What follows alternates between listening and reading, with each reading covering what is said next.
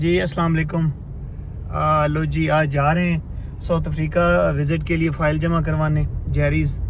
तो जैसा कि आपसे ये बात हुई थी कि इंशाल्लाह ये जर्नी जो है आपके साथ अब शेयर करते रहेंगे। तो अभी टाइम हुए हैं तकरीबन 12:15।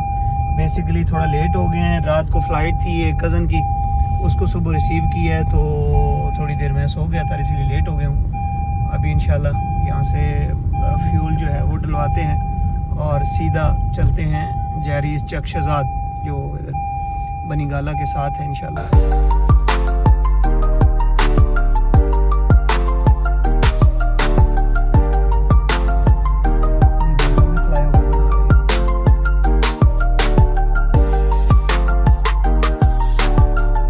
अस्सलाम वालेकुम जी, पहुँच गए हैं जेरी वीज़ा सेंटर में और अभी चलते हैं फ़ाइल सबमिट कराते हैं। अगर जो वहाँ की मूवमेंट्स हम कैप्चर कर सके, जो स्टेप कैप्चर कर सके इंशाल्लाह वो आपको करके दिखाएंगे।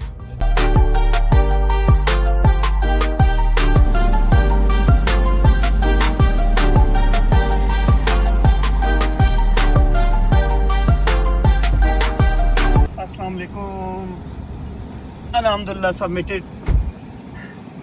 तो कैसा रहा आपका? बहुत अच्छा। क्या क्या स्टेप आपने फॉलो जल्दी हो गया है और बड़ा अच्छा है इनका सेटअप अंदर। रश वगैरह ज़्यादा रश तो था लेकिन आ चुके वो 5 अगस्त को तरने की वजह से थोड़ा मेरा ख्याल में लोगों को ये था कि शायद रोड जैम्स वगैरह ना हो, इसलिए इतना रश नहीं था।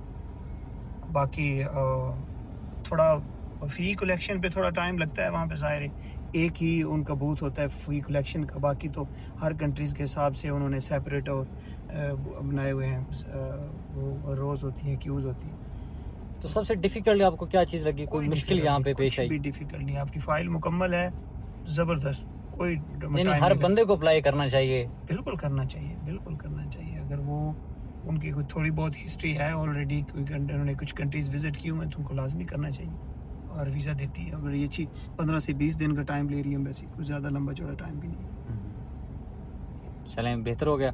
ठीक है हामिद भाई, फिर नेक्स्ट हम वीडियो बनाएंगे जब आपका वीज़ा लग के आएगा तो हम कलेक्शन के लिए आएंगे इंशाल्लाह।